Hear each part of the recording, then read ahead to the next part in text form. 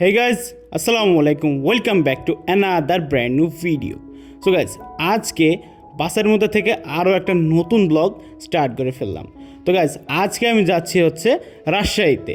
And দেখেন ভাই, ইফতারির পর মুহূর্তে মোটামুটি বাস ফাঁকাই বলা চলে, কারণ কুষ্টিয়ার বাস সচরাচর এমন ফাঁকা থাকে না, কিন্তু আজকে আমি ফাঁকা পেয়ে গেছি। অ্যান্ড এদিকে রাস্তাটাও দেখেন ভাই, রাস্তাটাও ফাঁকা পড়ে আছে। তারপরে আমি বাস থেকে নেমে একটা ভ্যান নিয়ে নিই, অ্যান্ড ভ্যানে করে এখন আমি যাচ্ছি স্টেশনে, মিরপুর রেলওয়ে স্টেশন। কিন্তু স্টেশনে যাওয়ার পথেও এই রাস্তাটা ফাঁকাই দেখতে পারছি আমি। তো মিরপুর বাজার থেকে হেঁটে চলে যাওয়া যায় স্টেশন। তো এই রাস্তা দিয়ে এখন আমি রাত্রের দিকে হেঁটে যাচ্ছি ভাই, কী পরিমাণ অন্ধকার, আমার একটু ভয় লাগছিল। বাট ফাইনালি আমি চলে আসছি এখন রেল লাইনের ওপর, অ্যান্ড সামনে আমি মিরপুর রেলওয়ে স্টেশন দেখতে পাচ্ছি। তো স্টেশনটা দেখে একটু ভিতরে একটু শান্তি লাগছিল। অ্যান্ড ওই সামনে দেখা যাচ্ছে মিরপুর রেলওয়ে স্টেশন। তো এখন আমি মিরপুর রেল স্টেশনের প্ল্যাটফর্মে চলে আসছি।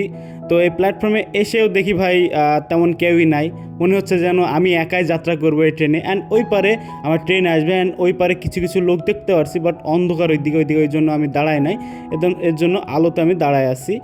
তো এখানে বসে আছি, অ্যান্ড দেখি টুকটুক করে মানুষ আসছে, হাতে গোনা কয়েকজন আসছে।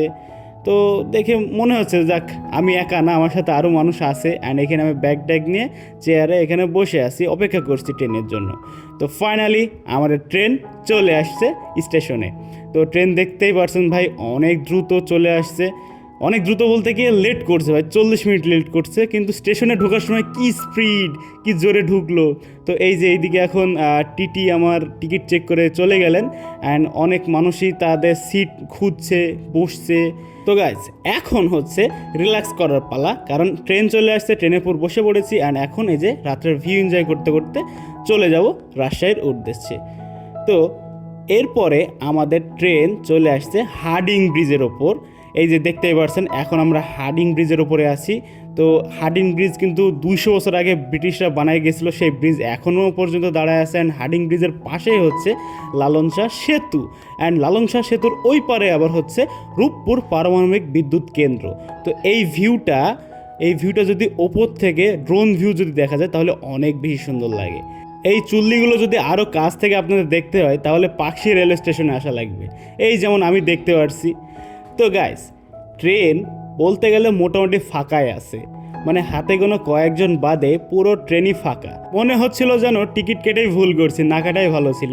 তো আমার পাশের সিটে কেউ নাই, এর জন্য আমি পাটা উঠায়ে একদম ল্যাটকায় একদম শুয়ে পড়লাম।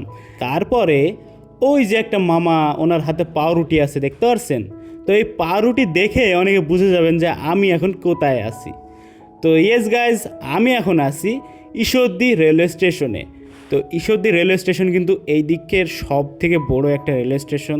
তো এই স্টেশনে এসে ট্রেন হচ্ছে 20 মিনিট দাঁড়ায়। এই 20 মিনিট দাঁড়ানোর কারণ হচ্ছে এই ট্রেনের যে ইঞ্জিনটা আছে সেই ইঞ্জিনটা এখান থেকে চেঞ্জ করে অন্য একটা ইঞ্জিন লাগায়, এর জন্য এখানে 20 মিনিট অপেক্ষা করার লাগে আমাদের সবাইকে। তো তারপরে ঈশ্বরদী থেকে আবারও ট্রেন ছেড়ে দিল, অ্যান্ড আমি ওই আমার সিট ছেড়ে অন্য একটা সিটে চলে আসছি, যেখানে 3টা সিট পাশাপাশি আছে। তো এখানে ভাই শুয়ে থাকতে আরও বেশি আরাম লাগছিল। তো এখানে এসে ভাই একটা ঘুম দিয়ে দিলাম। কি করবো ভাই, এই যে দেখেন পুরো ট্রেন ফাঁকা পড়ে আছে, যার কারণে এইদিকে ওইদিকে আমার যেই সিট ইচ্ছা সেই সিটে যাই শুয়ে পড়ছি। তো গাইজ ফাইনালি আমি এখন রাজশাহীর মধ্যে এন্টার করছি, অ্যান্ড এই যে এখন আমি খড়খড়ি বাইপাসে যে ফ্লাইওভার আছে ওইটা ক্রস করে চলে আসলাম। অ্যান্ড এখন আমি ভদ্রাতে ঢুকে যাচ্ছি। অ্যান্ড এই যে দেখতেই পাচ্ছেন, ভদ্রা যারা রাজশাহী চিনেন তারা এই জায়গাটা চিনতে পারবেন।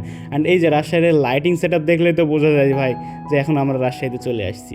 তো এই যে বাড়ির ফাঁক, তারপরে অলিগলি ছোটো যে ফাঁকাগুলো আছে ওইগুলো থেকে দেখা যাচ্ছে রাজশাহীর এই lighting set up. And guys finally আমাদের ট্রেন এখন রাজশাহী রেলওয়ে স্টেশনের মধ্যে এন্টার করছে। ভাই কী যে শান্তি লাগছে, মানে আপনাকে বলে বোঝাতে পারবো না। ইফতারি শেষে কোনো রেস্ট না নিয়ে ভাই তাড়াহুড়ো করে বাসায় থেকে বেরোয় যে এখন এখানে পৌঁছাইলাম। তো ঘড়িতে তখন বাজছিল রাত 11টা। তো রাত 11টার সময় এখন আমি রাজশাহী রেলওয়ে স্টেশনে পৌঁছাই গেছি। ভাই দেখেন ভাই, মানুষও কম না। আমি যদিও ভাবছিলাম যে মানুষ কম হবে, আমার বগিতে ছিল না মানুষ, কিন্তু অন্যান্য বগিতে মানুষ ভালোই ছিল। সো গাইজ এখন আমি স্টেশন থেকে বেরোয় একটা অটো নিয়ে নিলাম, অ্যান্ড এই যে ভাই Rajshahi lighting set up. And এই লাইটিং সেট আপ দেখতে দেখতে এখন আমি আমার রুমের দিকে চলে যাচ্ছি। তো সো গাইজ আজকের এই ভিডিওটা ছিল এই পর্যন্তই। যদি ভালো লাগে অবশ্যই লাইক, ফলো, সাবস্ক্রাইব যা আছে সব কিছু করে দিন। ওকে, টাটা।